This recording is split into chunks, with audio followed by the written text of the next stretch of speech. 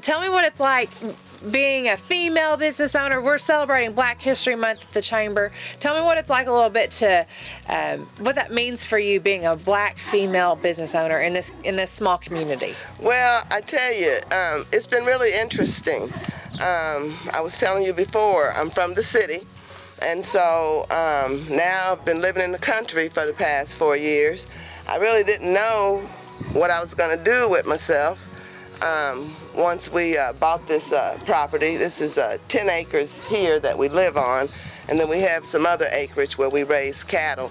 But I really wasn't sure, so I was kind of out of my niche, you know, but the property came with the old original farmhouse that Mr. Roxy Davis owned and lived here for, I don't know, 60 years. And so I said, okay, well, what am I going to do with this extra house? Because I didn't want to rent full time, because I like coming down here and doing stuff. And so my realtor asked me if I knew, you know, what I knew about Airbnb, and I told him, Airbnb who? You know? And so I looked into it, and we fixed this house up on the inside, and on the outside it needed some work, you know. And I listed it on Airbnb, and I was like, wow, you know. And so I get a lot of people that want to come down here and just hang out down by the creek over here, watch my chickens, my cattle, you know. But it's been interesting. It's been a learning process, and I've always raised a garden, and I've always been interested in flowers and all that stuff.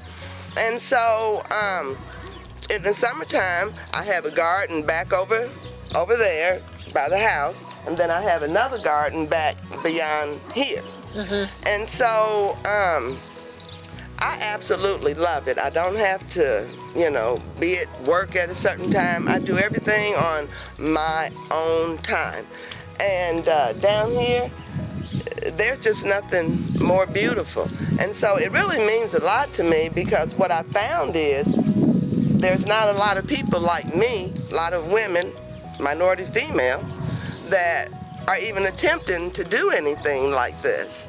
And so between my bed and breakfast, my 2 vegetable gardens in the summer, and my chickens that you'll see later are all over the place. I sell their eggs, I sell my vegetables, and I rent out my bed and breakfast.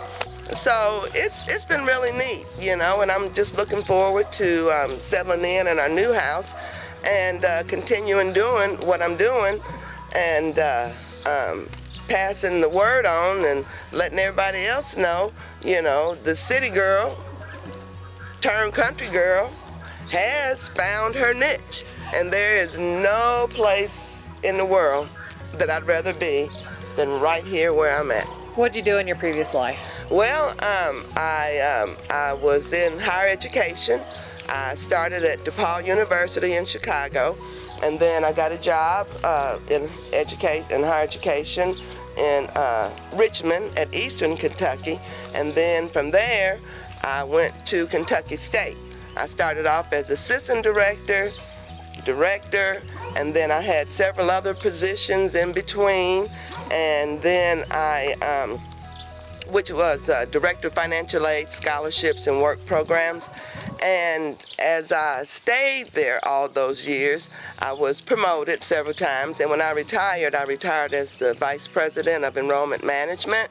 Mm-hmm. And so I've been in higher education pretty much ever since I graduated from college, from Eastern Illinois University, all those few years ago.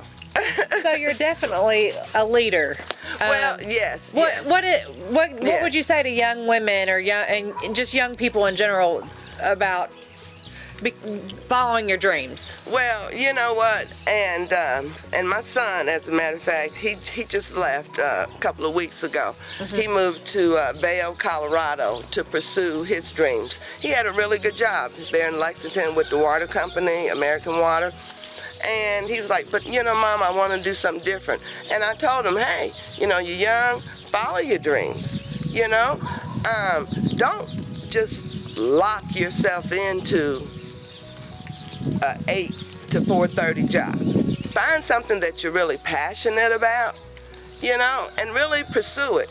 I've always wanted to own my own business, and be in charge of when I worked, when I didn't work, and, things like that there.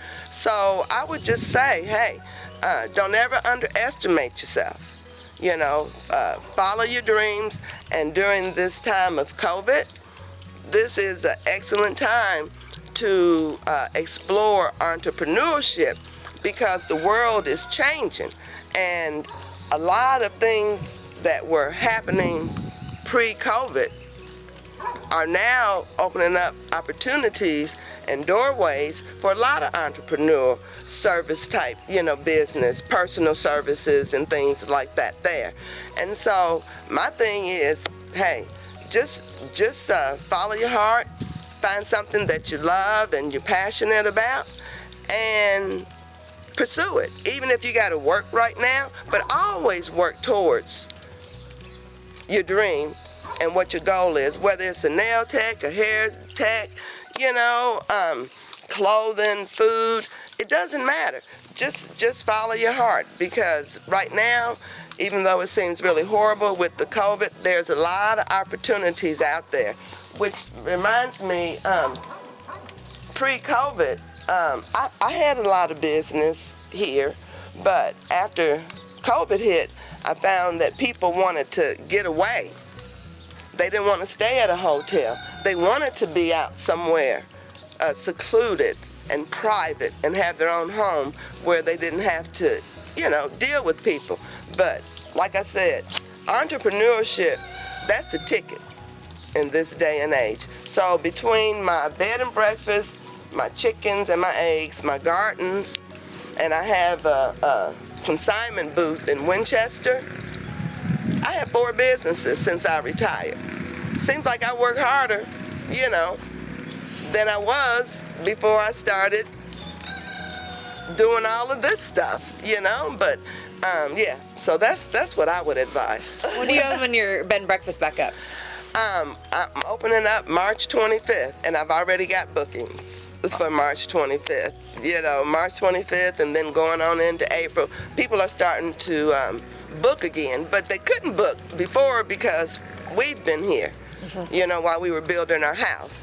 But before I closed, I was booked nonstop. And it's interesting because you meet so many people from so many different places, and people enjoy it so much. They have their children out, and they like to chase my chickens and watch the cows and nurse, their moms. But it's a pretty neat life for a city girl gone country. I love it.